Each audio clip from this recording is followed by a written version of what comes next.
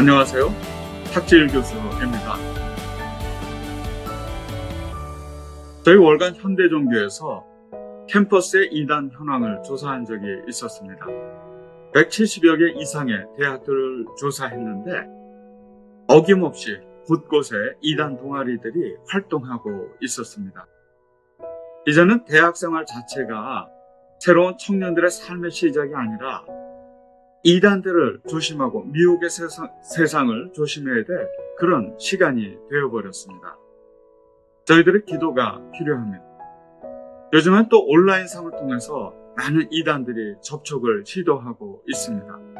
캠퍼스뿐만 아니라 온라인 공간 곳곳에도 이단들의 컨텐츠가 도사리고 있고 우리 청년들을 미혹하고 있습니다. 여러분들의 기도가 필요합니다. 우리 청년들은 우리 한국교회의 미래이고 소망입니다. 이들을 지켜내지 않으면 교회의 미래도 없지요. 한국 이단들은 청년들이 많습니다. 청년들을 주로 미혹하는 이유는 우리로부터 교회의 미래와 소망을 빼앗아가는 것과 다르지 않지요. 여러분의 기도 또 후원, 이것을 통해서 캠퍼스에 있는 젊은이들을 우리가 지켜낼 수 있습니다. 기도 부탁드립니다. 감사합니다. 2022년 캠퍼스 33 기도운동 넷째 날입니다. 우리 생명의 주인 되시는 하나님을 기쁨으로 함께 찬양하겠습니다.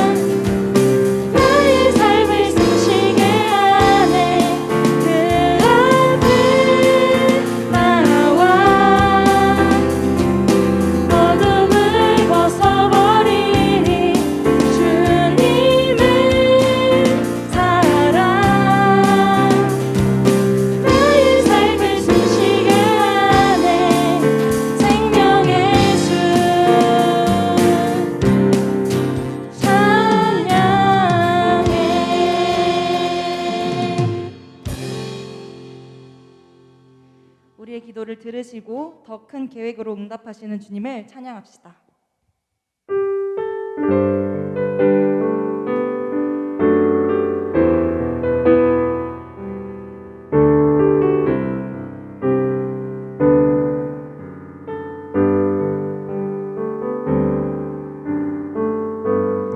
나의 기도하는 것보다 더욱 응답하실 하나님, 나의 기도하는 것보다 더욱 이루시는 하나님, 우리 가운데 역사하신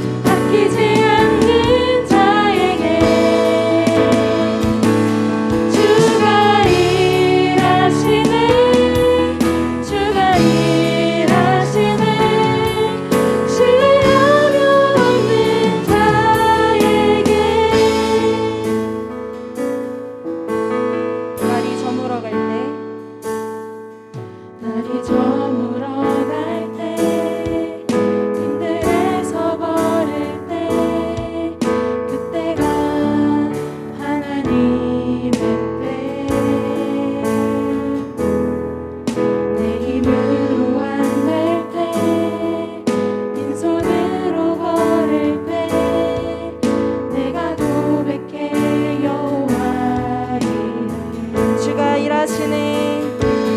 주가 일하시네 주가 일하시네 주께 아끼지 않는 자에게 주가 일하시네 주가 일하시네 신뢰하며 걷는 자에게 우리 모인 이곳에 우리 모인 이곳에 주님 함께 계시네 누리네 아버지 은혜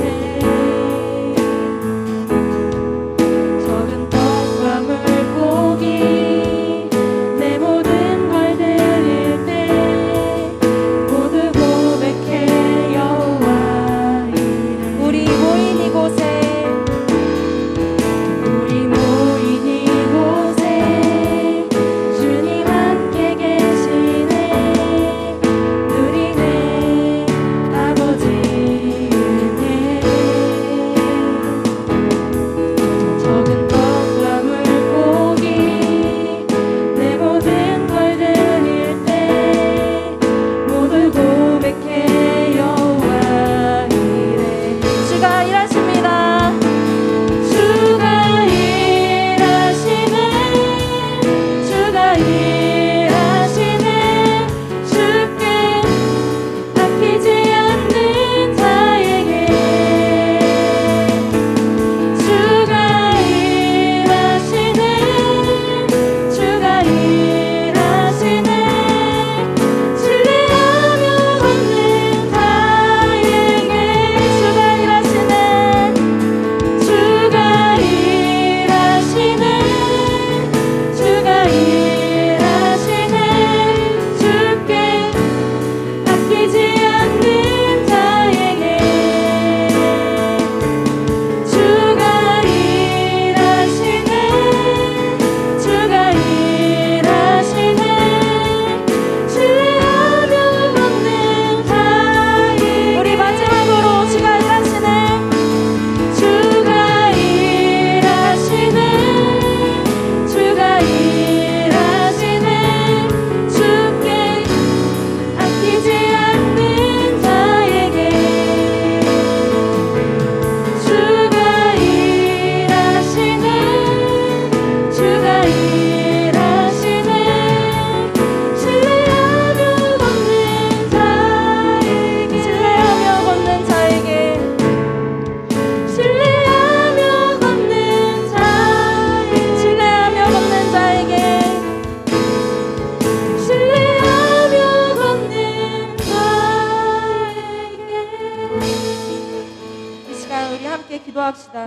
주님, 우리의 기도를 들으시고 이 작은 우리를 통하여 그 크신 하나님의 일하심이 드러나게 하소서. 말씀 전하는 박영규 간사께 주님의 영을 더하여 주시옵소서. 함께 기도합시다. 주 하나님 아버지, 그렇습니다. 주님 인도하여 주셔서 주의 큰 거룩하심이 또 함께 계획이 하는 이 우리 가운데 이루어질 수 있도록 인도하여 주시옵소서.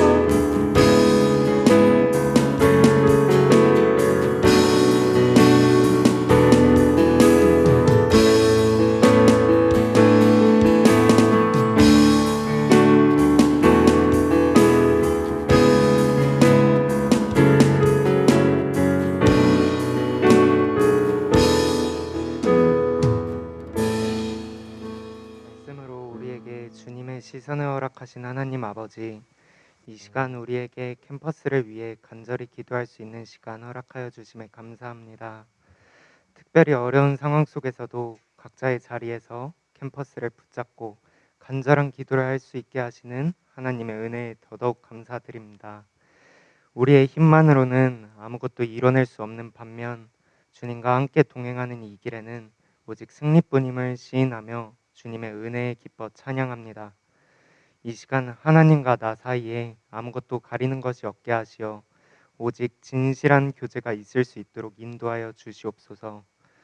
하나님께서 만드신 이 땅 위에서 자신이 주인인 듯 행세하며 교활한 계략으로 말씀을 왜곡하는 이단들이 있습니다. 이단은 캠퍼스 내로 침투해서 바른 말씀의 길로 나와야 할 청년들을 유혹하고 있습니다. 연약한 캠퍼스의 청년들은 무엇이 옳은 진리인지 알지 못한 채 구원의 길로부터 멀어져 가고 있습니다. 이 현상이 주님이 원하시는 것과는 정반대임을 알매도 불구하고 우리는 우유부단한 채로 영적 전쟁터에 나가지 않고 이 현상을 방관해 왔습니다. 말씀을 알고 있음에도 불구하고 한 영혼이라도 더 구원하려고 애쓰지 않은 우리의 죄를 용서하여 주시옵소서. 우리가 해야 할 일들은 세상적인 것에 몰두하는 것이 아니라 하나님의 나라에 한 영혼이라도 더 초청하는 것임을 기억하고 삶에 녹여내게 하소서. 이번 한 해 캠퍼스로 발을 들이는 대학 청년들을 위해 기도합니다. 청년의 시기를 시작하는 자들의 평생을 책임질 바른 신앙 공동체를 만나게 하시옵고 연약한 이 영혼들에게 바른 말씀을 분간해낼 수 있는 지혜를 허락하여 주시옵소서. 이들의 발걸음 하나하나가 선한 방향을 향해 걸어가게 하시고 성령의 검과 방패를 지니게 하시어 이단과의 영적 전투에서 승리를 쟁취할 수 있도록 간곡히 기도합니다. 이 시간 다른 복음에서 바른 복음으로 돌이키다라는 제목으로 말씀을 듣습니다. 말씀을 전하시는 박영규 간사의 마음과 입술에 주관하시어 하나님의 뜻이 바르게 선포될 수 있도록 하시고 말씀을 듣는 지체들의 마음에도 함께 하시어 한 해 캠퍼스 속을 힘차게 헤쳐나갈 수 있도록 지혜와 담대함을 허락하여 주시옵소서. 당장 말씀을 들은 직후부터 자신의 명예가 아니라 하나님의 영광을 위해 생각하고 행동할 수 있도록 각 지체에게 필요한 말씀을 허락하여 주시옵소서. 이미 우리를 승리케 하셨고 앞으로도 우리에게 승리만 허락하실 예수님의 이름으로 기도드렸습니다. 아멘.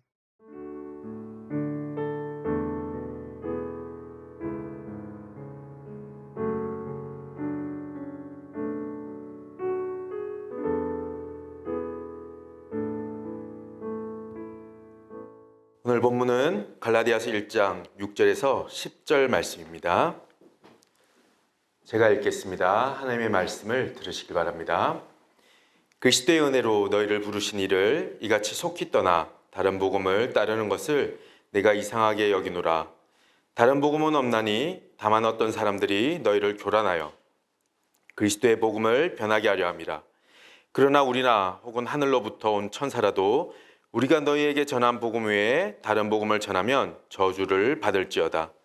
우리가 전에 말하였거니와 내가 지금 다시 말하노니 만일 누구든지 너희가 받은 것 외에 다른 복음을 전하면 저주를 받을지어다. 이제 내가 사람들에게 좋게 하랴 하나님께 좋게 하랴 사람들에게 기쁨을 구하랴. 내가 지금까지 사람들의 기쁨을 구하였다면 그리스도의 종이 아니니라. 아멘. 캠퍼스 33 기도운동 넷째 날입니다. 오늘은 캠퍼스에 침투하는 이단과의 영적 전투를 위해 기도하는 날입니다. 캠퍼스에는 신천지를 비롯한 많은 이단들이 다양한 방법으로 포교를 시도하고 있습니다. 이런 이단의 활동은 사도 바울이 사역할 당시에도 여러 모습으로 나타났습니다. 사도 바울이 갈라디아서를 쓴 이유는 갈라디아 교회의 몇몇 사람들이 바른 복음을 버렸기 때문입니다. 그렇다면 바른 복음은 무엇입니까? 사도 바울이 전하는 말씀만이 바른 복음입니까? 이단의 특징, 또 건강하지 못한 교회의 특징은 내가 전하는 것만 옳다고 말하는 것입니다. 우리는 6절 말씀을 통해 바른 복음이 무엇인지 알 수 있습니다. 6절은 그리스도의 은혜로 너희를 부르신 이라고 시작합니다. 부르신 이는 하나님입니다. 하나님은 죄와 비참한 가운데 있는 우리를 구원하기 위해 하나님이신 그리스도를 화목제물로 삼아 나무에 매달아 죽임으로 심판했습니다. 그 놀라운 은혜로 우리를 부르신 분이 하나님입니다. 이것이 바로 복음입니다.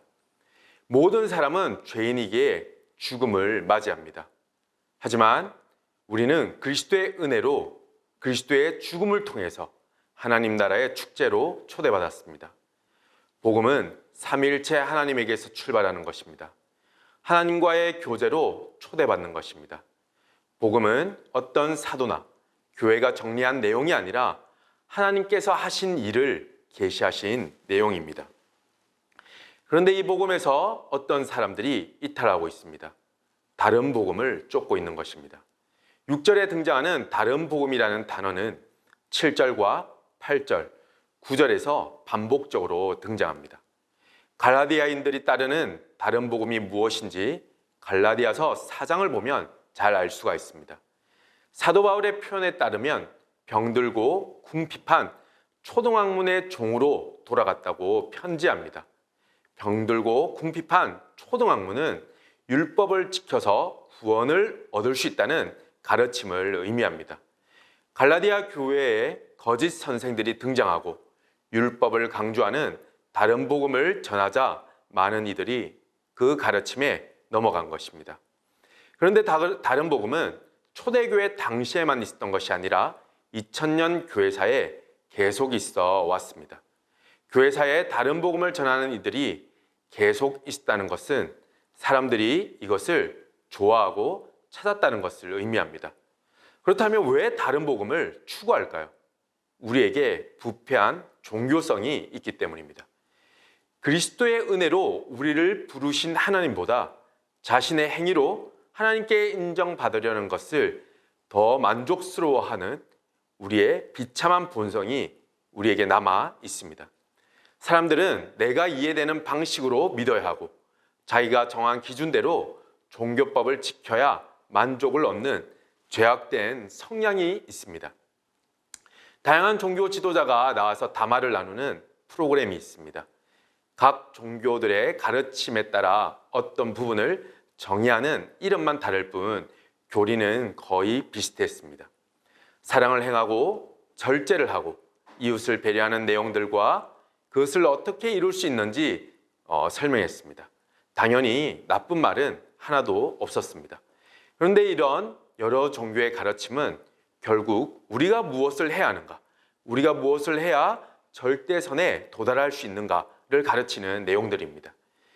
갈라디아 교회에서 다른 복음을 가르친 거짓 선생들 뿐만 아니라 여러 종교도 인간의 행위를 강조하고 있습니다. 그런데 기독교의 가르침, 복음은 무엇입니까? 하나님이 우리를 위해 하신 일을 선포하고 가르치는 것이 바로 복음입니다. 기독교의 복음은 죄와 비참한 가운데 머물러 있는 인간의 상태를 폭로합니다.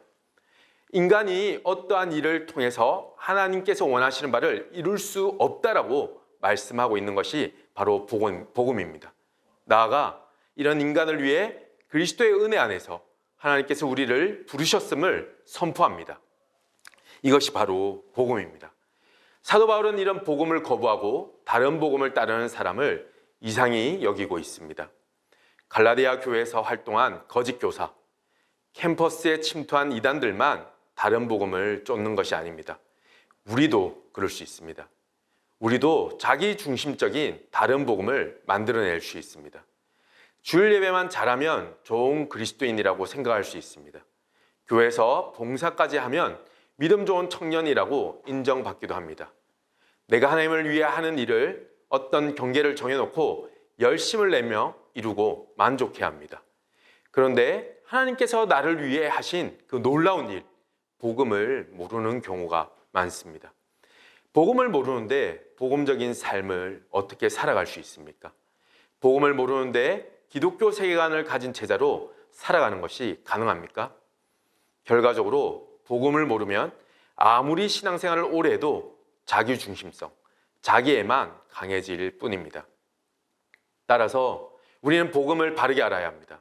그래야 이단과의 영적 전투를 위해 기도하는 것을 넘어 우리가 만나게 될 믿음의 사람들을 함께 지킬 수 있고 세워갈 수 있습니다. 그렇다면 바른 복음은 하나님에게서 출발해서 어떤 방식으로 우리에게 전해져 왔습니까? 8절을 보면 사도 바울이 우리가 너희에게 전한 것이라고 말합니다. 그리고 9절에서는 너희가 받은 것이라고 설명합니다. 이것은 고린도전서에서도 복음이 어떻게 전해지는지에 대해 바울이 사용한 표현입니다. 전하고 받는다는 표현은 유대 랍비들이 거룩한 전승을 물려주는 것을 지칭할 때 사용한 것과 동일한 표현입니다.